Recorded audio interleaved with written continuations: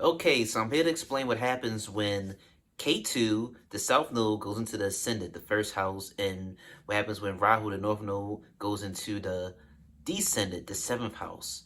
And first, I'm going to start by explaining real quick what is the ascendant, as we should already know, but I'm going to go over it again. The ascendant, the first house, is our personality. It represents how we come off and appear to people. It's the characteristics and traits that are first noticeable and seen by people when we meet them. It's the traits we just initially throw out and show when we step out into the world and whatnot. Um, and that's just about it for the ascendant. Ain't too complicated. Whatever sign is there, whatever planet is there, can have an effect on your physical appearance.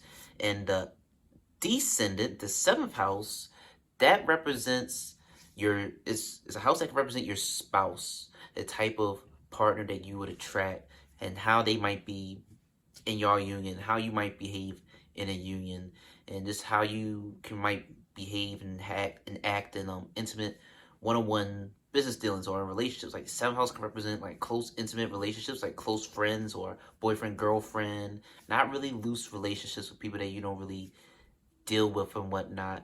And short and simple, that's just about it for the seventh house. You can see a whole lot of things, and the houses in general can mean a whole lot of other things, but just narrowed it down to the basics. So, what is K2? K2, the south node, represents our past life experiences, the things we already experienced and dealt with in the past life, and we bring those traits over into this life. And because we already experienced that area of our life so much, we do not really want to re-experience those things again. If we do try to re-experience those things again, we will not find as much enjoyment in them as we did when we first experienced them in our previous life. So we tend to not stick around too long when we go into the area of our K2 in this present lifetime, because like we already dealt with this. So we're not really phased and amazed by it. The Rahu, the north node, it represents the new area of the life that we need to explore. And because it's a new area of our life that we haven't really explored enough in several lifetimes, then it just shows that we'll tend to mess up a lot because just we're just gaining experience. We haven't really dealt with that area of our life. So with the South Node K2 and the Ascendant, it's one of these one of the things that you can see here is that this person has already discovered and found out who they are over the course of several lifetimes. So in their last lifetime, they know who they are. They know themselves, and they're content with who they are. Um, but there's two ways to read this axis, and I'll get to both of them. But this one, these people they already know who they are. They have no interest in just being alone and staying with themselves. They desire to go to where the North Node is, where Rahu is. It's like, all right, I know who I am. I want to go mingle and deal with other people now. Um, so with Rahu in the seventh house, since it's an area that we haven't really explored yet, that shows it's an area that you'll mess up a lot at. And remember, Rahu, the north node, it's a head without a body. So these people are a bottomless pit. They just consume and consume, and it's never enough. And wherever Rahu is in your birth chart, it tends to amplify the characteristics and traits of the planets and the sign and the house that it's sitting in. It just inflates things because Rahu in the north, because the north node and the south node, they're like an illusion. Because in actuality, the north node and the south node, they're not planets, they're not a real dragon. They're mathematical points that, like, when the sun and moon crosses them, it causes an eclipse.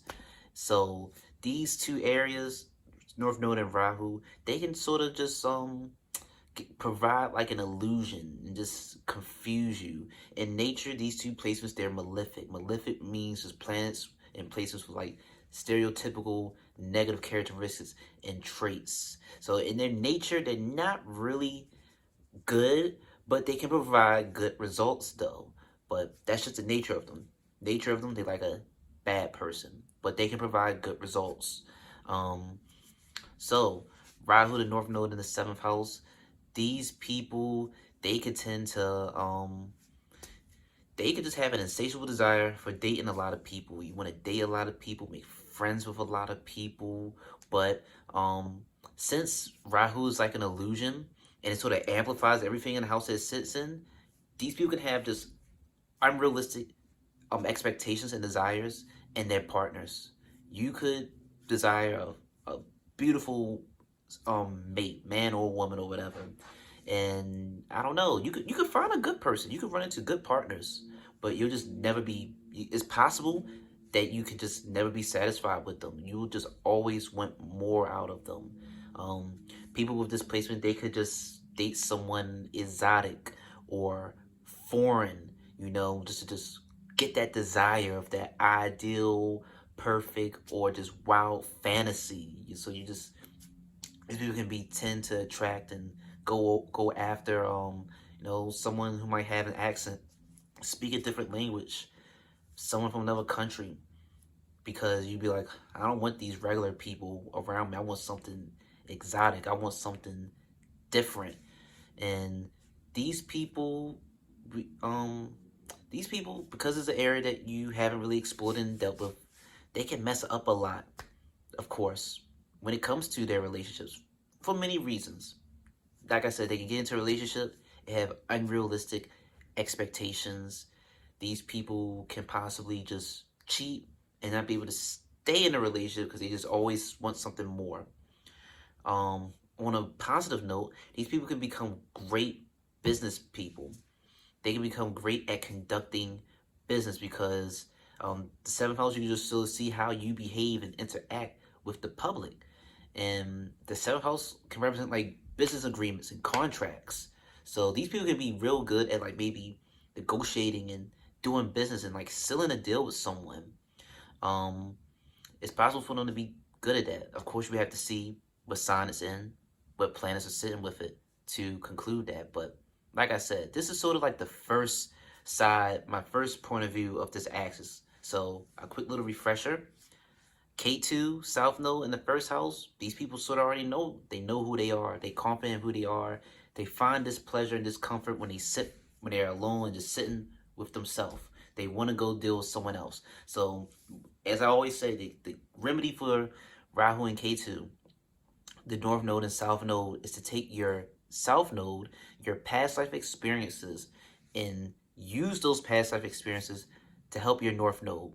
So, you got to take the first house. You got to take your sense of self, your confidence in your personality, your confidence in who you are, and use that confidence and knowing what you like and what you don't like when it comes to dealing with people. It's like, okay, I know who I am. I know what I like. I want to be friends with people and attract friends with people and attract business relationships and attract romantic relationships with people who reflect the qualities that I resonate with. So, yeah, on a higher note, which probably comes later on down their life, once they already found themselves, they can use that knowledge of themselves when they look for a partner. It's like, okay, I see all these beautiful, fine women, or whatever you like, but even though she looks amazing, she does not reflect what I want in one. So I'll stick to my guns, I'll stick to my boundaries, and I won't pursue that. I'll find somebody who reflects the traits that I want. On another note, the second side of this is these people, they come into this world with K2 South Node in the first house, and they don't know who they are. Why? Because our soul knows who we are, but we sort of forget when we are born, when we come into this body, whatever. We forget our past life experiences in a sense, but our soul doesn't forget, but our brain and mind, it forgets. So these people, they just feel as though they don't know who they are. They can tend to have an identity crisis. They could go through many phases just trying to find who are they, what makes them happy. This is what you can see with the K2 South Node in the first house. And on the other end, like I said, I've sort of already explained the negative end. I explained the good and the negative, both sides for the Rahu when I think about it.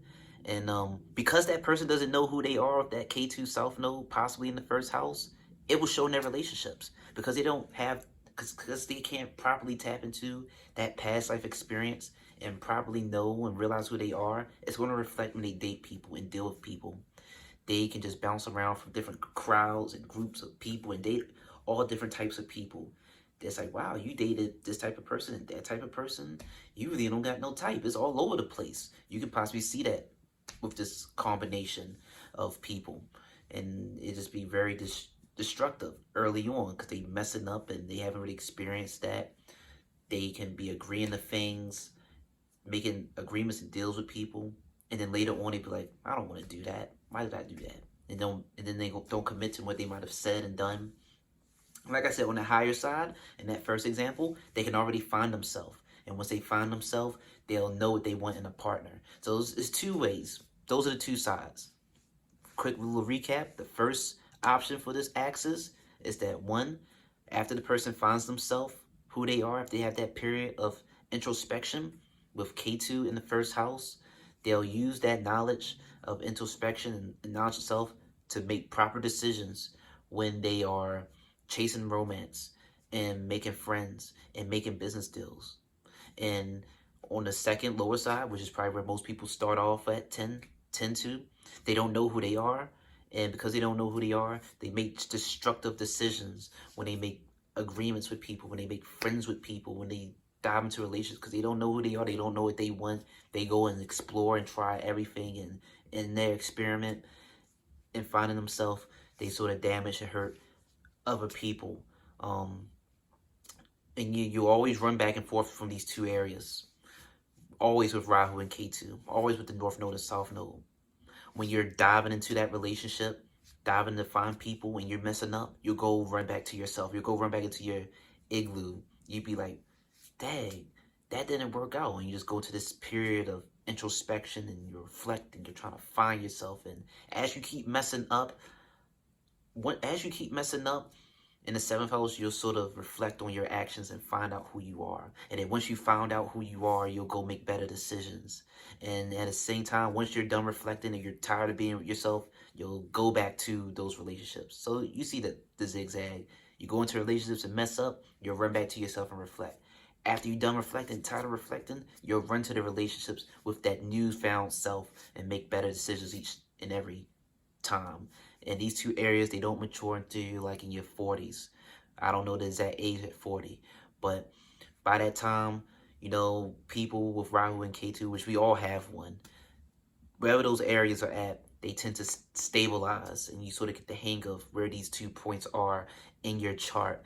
And that is my explanation of what happens when you have the North Node, Rahu in the 7th house, and the South Node, Ketu, in the 1st house.